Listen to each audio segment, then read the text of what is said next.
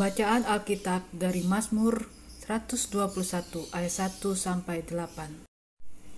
Aku melayangkan mataku ke gunung-gunung.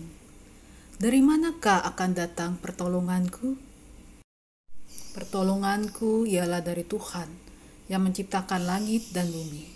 Ia takkan membiarkan kakimu goyah, penjagamu tidak akan terlelap. Sesungguhnya tidak terlelap dan tidak tertidur penjaga Israel. Tuhanlah penjagamu, Tuhanlah naunganmu, di sebelah tangan kananmu. Matahari tidak menyakiti engkau pada waktu siang, atau bulan pada waktu malam. Tuhan akan menjaga engkau terhadap segala kecelakaan. Ia akan menjaga nyawamu. Tuhan akan menjaga keluar masukmu dari sekarang sampai selama-lamanya. Bapak, Ibu, saudara-saudari yang terkasih dalam Yesus Kristus, sukacita atau kebahagiaan itu adalah dua hal yang berbeda dalam hidup kita. Hal bahagia adalah bicara tentang sesuatu yang menyenangkan diri kita. Tidak hanya bicara tentang menyenangkan, tetapi terlebih lagi, ketika kita sedang dalam persoalan, masalah, bahkan tekanan hidup kita yang luar biasa, kita merasa ada anugerah. Kita masih bisa merasa bersyukur kepada Tuhan.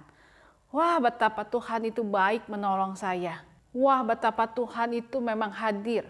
Wah, betapa Tuhan itu memberkati. Kita masih merasakan bahwa Tuhan Allah bekerja menolong kita, dan kita dibaharui untuk punya semangat yang luar biasa dalam hidup kita. Jadi sukacita adalah lahir dari relasi kita dengan Tuhan, bahwa Tuhan selalu bersama dengan kita. Ada karya Tuhan yang sekalipun dalam setiap persoalan hidup kita, kita merasa Tuhan menolong, saya bersyukur. Saudara-saudari yang terkasih dalam Yesus Kristus, sehingga memang sukacita atau kebahagiaan yang lahir dari ucapan syukur atas karya Tuhan itu adalah karya yang untuk semua orang tidak terbatas dalam statusnya. Entah dia single atau sendiri atau bersama keluarga, menikah. Kadangkala yang membuat kita tidak bisa merasakan sukacita itu adalah kita termakan dan mengimani apa yang dikatakan banyak orang tentang image kesendirian atau status sendiri, status single. Ketika orang berkata, kalau misalnya singlenya karena tidak menikah atau belum menikah, wah, kalau khususnya buat perempuan, wah nanti perawan tua, suka pilih-pilih. Kita ngerasa bahwa ada stigma atau pemikiran-pemikiran negatif yang hadir di tengah-tengah kehidupan kita, dan kita mengimani itu. Dan jangan salah, kalau kita mengimani bahkan memposisikan kita seperti itu, ya itu yang kita akan dapat. Atau kalau kita single karena ditinggalkan oleh pasangan hidup kita, kita ibaratnya seperti orang yang pasti kesepian, pasti dia merana, pasti nggak bahagia, pasti tidak berarti lagi karena sudah tidak lengkap hidupnya. Kalau hal itu yang kita imani, itu yang kita dapat. Tapi dalam hidup kita ada banyak orang-orang, bahkan di firman Tuhan disaksikan bagaimana orang-orang yang hidup sendiri itu dia happy, bahkan bisa menghasilkan karya-karya yang luar biasa. Misalnya Paulus. Hampir semua murid-murid Yesus tidak menikah, saudara-saudara. Yang paling kelihatan adalah Paulus. Bagaimana Paulus dalam kesendirian, satu sendiri, dia tetap merasakan sukacita karena karya Tuhan. Walaupun di tengah-tengah segala persoalan.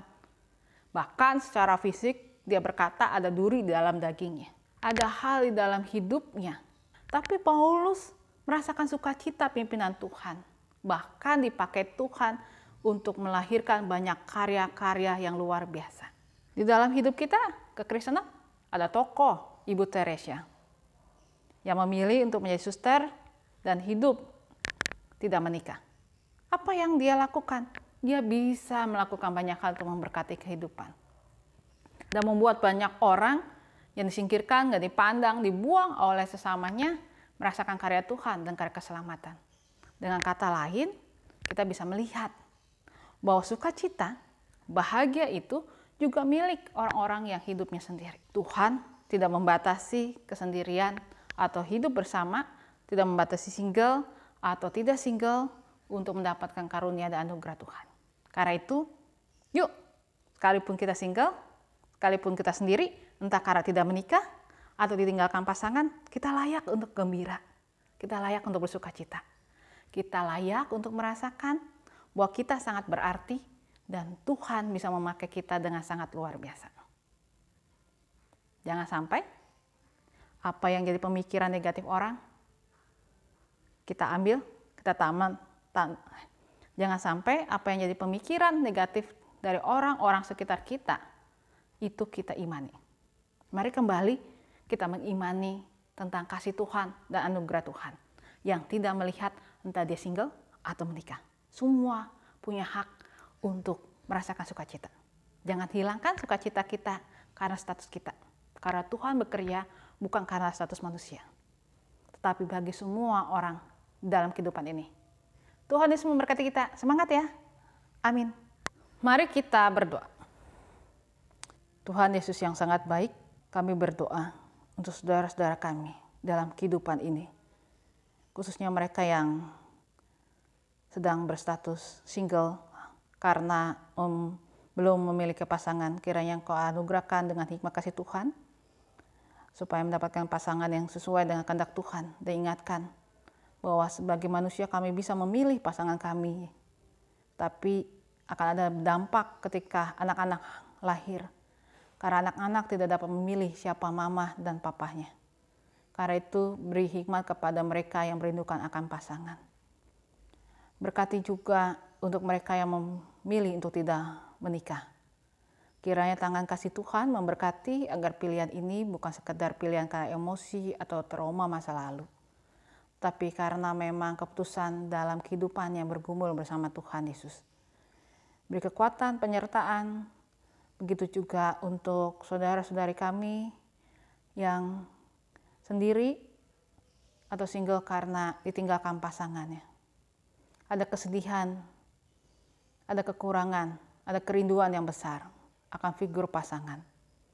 Tapi kiranya tangan kasih Tuhan menolong dan memberkati agar kehadiran Tuhan dirasakan penuh sebagai Sang Immanuel yang menyertai dalam hidupnya.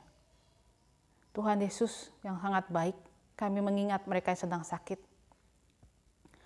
Untuk Ibu Sylvia Intan, Bapak Untung Raharjo, Ibu Livensian, Ibu Sumihar, Bapak Tanto, Ibu Titi Niati, Ibu Nani Mahargono, Bapak Mahargono, Bapak Willy, Ibu Sylvia, Bapak Ridwan dan Ibu Sylvie, Andi Rahmat, dan kami berdoa juga ya Tuhan, saudara-saudara kami yang lain. Kami berdoa untuk kondisi bangsa dan negara di tengah-tengah saat ini, untuk perdamaian dunia di saat perang Ukraina dan Rusia supaya tidak berkembang menjadi perang yang lebih dahsyat lagi, tapi segera menempatkan dan menemukan jalan terbaik untuk perdamaian. Kami berdoa juga untuk rumah tangga, khususnya mereka di masa sekarang dalam usaha mereka, di mana harga-harga sangat mahal. Kami berdoa untuk anak-anak kami, ibu-ibu rumah tangga yang mengatur keuangan dengan sangat luar biasa. Tuhan beri hikmat supaya keluarga kami menjadi ruang di mana setiap orang bisa menemukan sistem pendukung mereka yang penuh cinta kasih. Tuhan Yesus yang sangat baik, inilah doa kami, dalam Yesus kami berdoa. Amin.